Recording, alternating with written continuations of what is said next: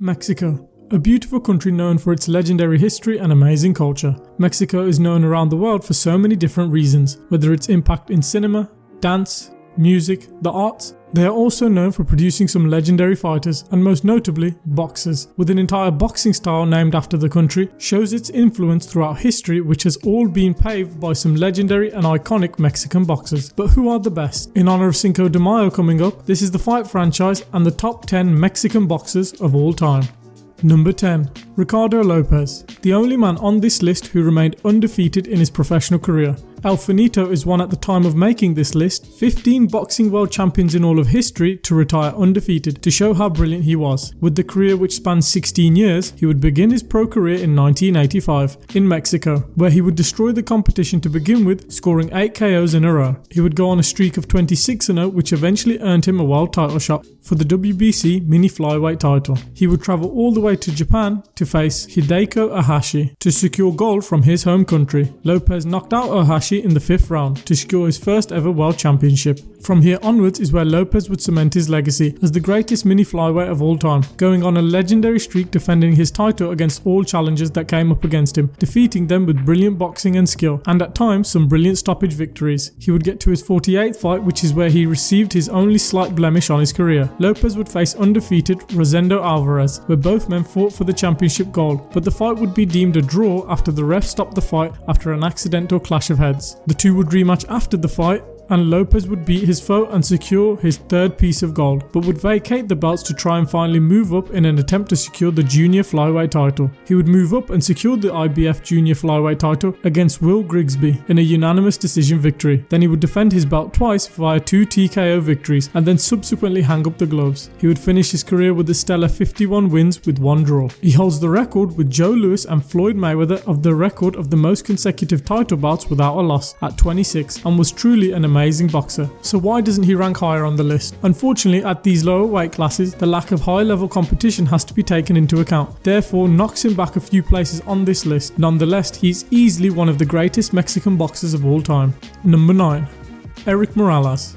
El Terrible was a legendary boxer and one of the best in Mexican history. Erik Morales would begin his career at super bantamweight and would become the WBC champion at this weight, defeating Daniel Zaragoza by a KO. He would go on a tear in this division, defeating all other contenders and defending his title in some legendary bouts, which included defeating fellow legendary Mexican boxer Marco Antonio Barrera in an iconic war, which both men left it all on the line. He would reach 41-0, which included now claiming featherweight gold. He would rematch foe Barrera, however this time would lose to his legendary Mexican rival in a 12-round battle, which was super competitive and a brilliant rematch of their last bout. Morales went on a 6-fight streak after this, and then he would be paired in the now iconic trilogy fight for all the marbles versus Barrera. Both would go to war, where Morales showed true heart and grit and would once again go all 12 rounds with his Mexican foe. Morales lost the narrow majority decision in what was once again the fight of the year between these two Mexican legends. But even coming off a loss, Morales scored a win in his next fight, which has aged like fine wine. He would secure a legendary victory against the arguable best boxer of the 2000s, Manny Pacquiao, in an iconic fight, beating the legendary boxer. Pacquiao would avenge this loss in 2 following bouts with a 10th round stoppage and a 3rd round TKO in the trilogy. His record finished with 52 wins, 9 losses, but he put on countless legendary bouts, fought the greats of his era, and even became the first Mexican-born boxer to become a 4-weight world champion.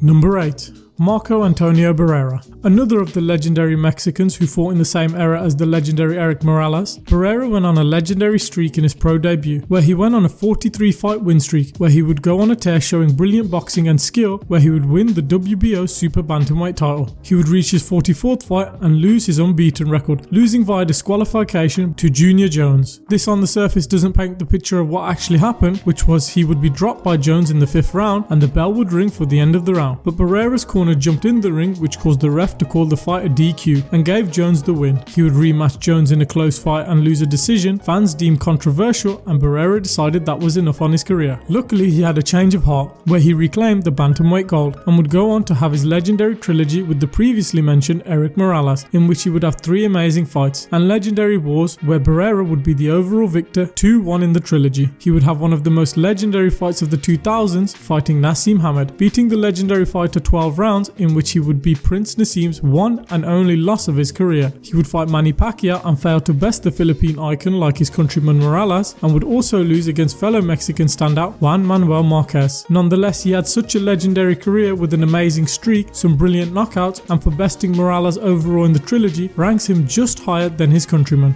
Number 7.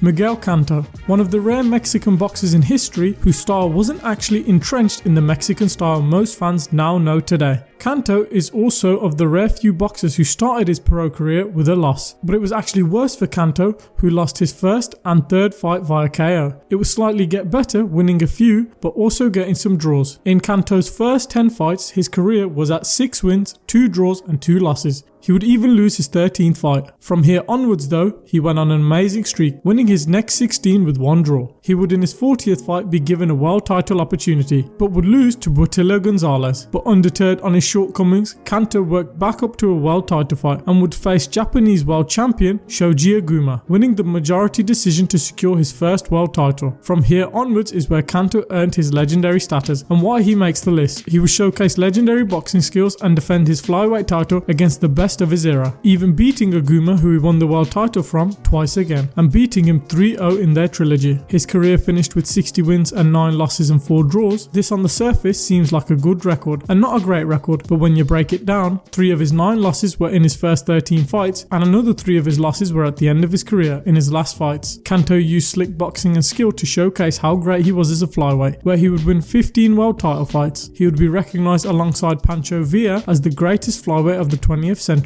just to show how great he was. One of the greatest flyweights of all time, and also one of the greatest Mexican fighters of all time. Number 6. Reuben Oliveira, one of the greatest bantamweights of all time, whose career spanned an impressive 23 years. Oliveira would rack up some formidable wins and some legendary records across his storied career. Oliveira's pro career began in Mexico at 17, going 22-0, where he would win every fight via KO, where he earned one of the best and most impressive knockout streaks in boxing. He would go 10 rounds and win a decision, which would bring an end to his KO streak, and then shortly after would face off in a bout which went to a draw. This would see him up the level of competition, but Oliveira was up to the test, going on a 21 knockout streak after winning versus Manuel via DQ. If he would have won the fight versus Arnau via KO, it would have put him at a 30 KO win streak. Within this streak came one of his best victories, facing off against Takao Sakurai, who was the bantamweight gold medalist from the 1964 Olympics. He would KO Sakurai, in which would be the Japanese gold medalist's first KO loss of his career. Oliveira defeated another legend of his era in Lionel Rose, winning bantamweight gold, eventually being handed his first loss to Chucho Castillo, being finished in the 14th round after beating Castillo 4 fights prior to defend his title.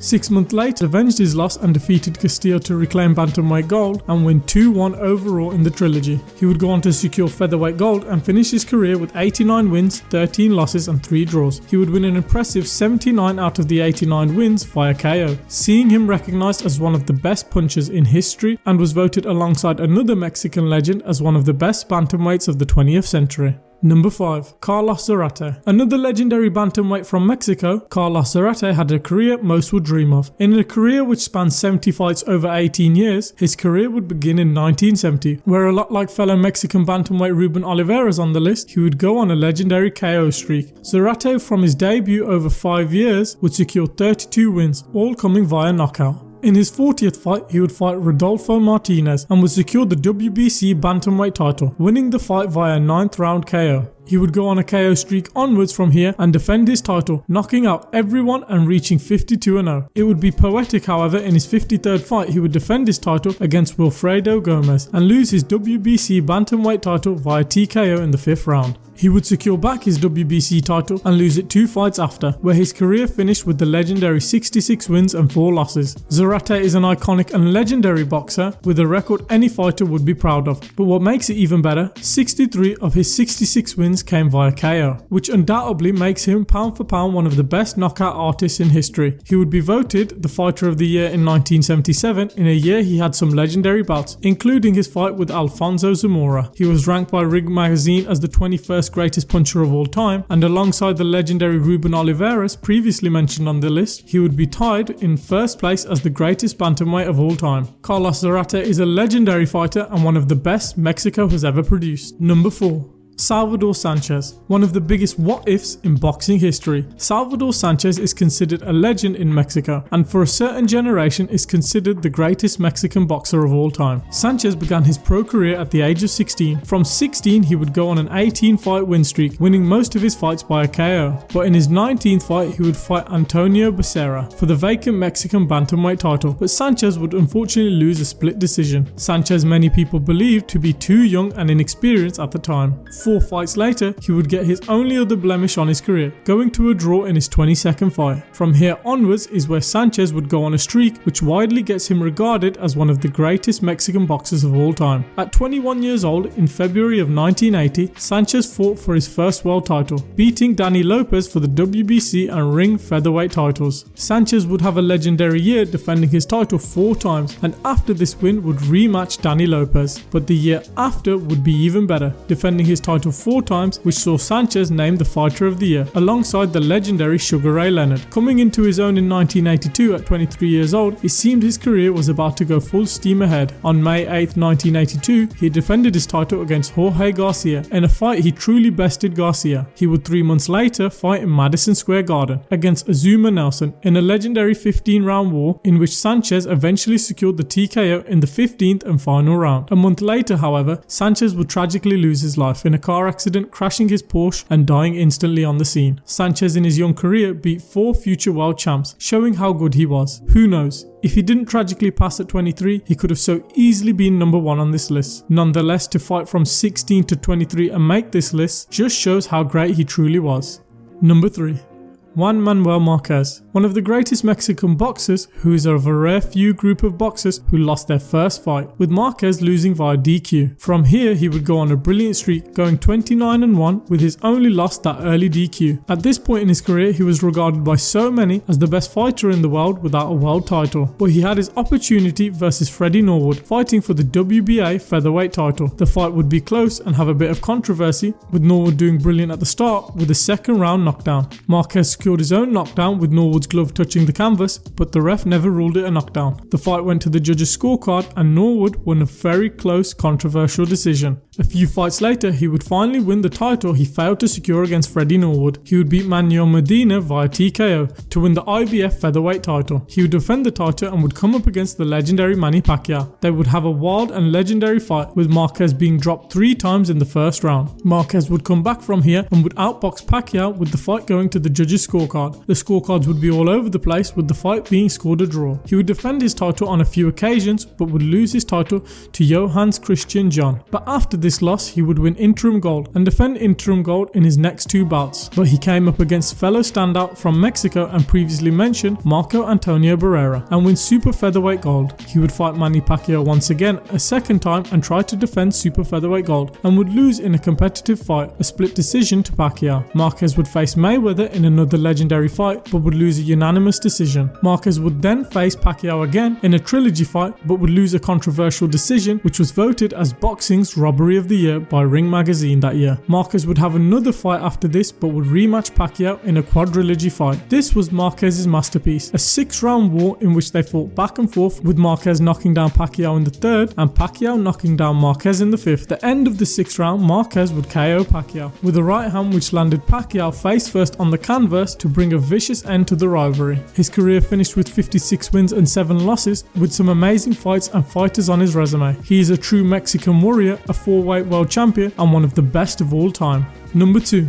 Canelo Alvarez. Canelo Alvarez is the only current active boxer on this list, and just shows how brilliant he is to score so high on this list. He is in his prime currently in his career, and if Canelo Alvarez finished his career today, would comfortably be one of the greatest Mexican boxers of all time. His pro career began in 2005, where he became a pro at 15. He would become one of the hottest prospects in boxing, where he would go on a tear for 5 years, and he would become a world champion in 2011, beating Matthew Hatton, brother of Ricky Hatton, for the WBC light middleweight title. He would secure secured 3 brilliant title defenses which would lead to the biggest fight of his career to that point, facing veteran of the game, Sugar Shane Mosley. And what made it better, it was the co-main event of Floyd Mayweather versus Miguel Canto. Alvarez pitched a dominant shutout, beating Mosley in a 12-round unanimous decision. He would secure 2 more title defenses and then fight the pound-for-pound king and arguably now the greatest boxer ever, Floyd Mayweather. He would lose to Floyd Mayweather in a majority decision in which one judge gave Canelo the win. This loss would be Canelo's biggest blessing as it showed him he still had room to grow and get better. From here onwards, Canelo hit his prime and secured some legendary wins, beating Miguel Cotto, Amir Khan, Danny Jacobs, Sergey Kovalev, Callum Smith, Liam Smith, Billy Joe Saunders, Caleb Plant, and even Gennady Golovkin. He would fail in his attempt at light heavyweight gold, losing to Dmitry Bivol, but Canelo in recent years has been the most active high-profile fighter, taking on the biggest and best challenges. He has the distinction of becoming a 4-weight world champion and is the only man ever to become the undisputed champion at super middleweight. He arguably has the greatest resume of anyone on this list and may well, when his career is all said and done, be number 1. It's just number 1 right now is one of Mexico's greatest exports in boxing history.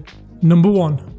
Julio Cesar Chavez. When people think of Mexican boxing and the greatest Mexican boxer of all time, this is the man that everyone thinks of. Julio Cesar Chavez is one of the most legendary boxers of all time and the greatest Mexican boxer of all time. Chavez grew up poor in Mexico and saw his struggling mother working so many jobs to keep their family afloat, which is when Chavez decided he would do everything to take her out of the situation she was in and change her life forever. Boxing would be the avenue he'd be able to do this, and it would just so happen Chavez would become a legendary boxer. He started his career in 1980 and with just over 4 years would go on a streak of 43-0, and in his 44th fight he would win the vacant WBC super featherweight world title. He would be a brilliant world champion from here, going on an arguably one of the most legendary streaks in boxing with some iconic wins. He would face off in one of the most legendary boxing matches of all time, which was considered the best fight of the decade for the 90s. He would fight against Meldrick Taylor in a true war in which he showed the Mexican warrior spirit. Meldrick Taylor, who was an Olympic gold medalist, would take it to Chavez over the first 8 rounds. The last 4 rounds and the championship end of the fight, Chavez would fight fire with fire and come back, and in the 12th round, with Chavez seemingly losing, he would land a brutal right hand which dropped Taylor with 13 seconds left in the fight. Taylor would get up to make the 10 count, but referee Richard Steele waved the fight as he had seen enough, and in the most dramatic of fashion, Chavez defended his world title and gained the IBF title as well. His legendary streak continued all the way to his 88th fight, where he would be held to a draw by the legendary Pernell Whitaker. But his 91st fight, Chavez finally lost his first fight, 14 years into the game and going unbeaten in 90 fights, losing to Frankie Randall in a fight he was knocked down for the first time in his career. Chavez would blame the loss on referee Richard Steele, saying his 2 points deducted in the fight was unfair. The two would rematch after the fight, with Chavez regaining his titles due to a technical decision due to a head clash, and he would beat Meldrick Taylor once again after this fight. He would go on another short streak of title defenses, eventually being bested by the young and up-and-coming Oscar De La Hoya, which was the beginning of the end of Chavez's legendary career. He finished his career with 107 wins, 6 losses and 2 draws, with 86 wins coming via KO. The man with the most consecutive title defenses, the most title fights, the most title fight victories. This is undoubtedly one of the greatest boxers ever, easily the greatest Mexican boxer of all time, which earns him the well-deserved number 1 spot on this list today. Did you enjoy the video? Let us know down in the comments below. Who in your opinion is the greatest Mexican boxer of all time? Put that down in the comments below. And if you want to, leave your top 10 down in the comments below. And let me know who do you think I missed out on this list. Leave a like if you've enjoyed the video and subscribe for more fight content coming soon regarding MMA and boxing. We hope you enjoyed the video and we'll catch you in the next one.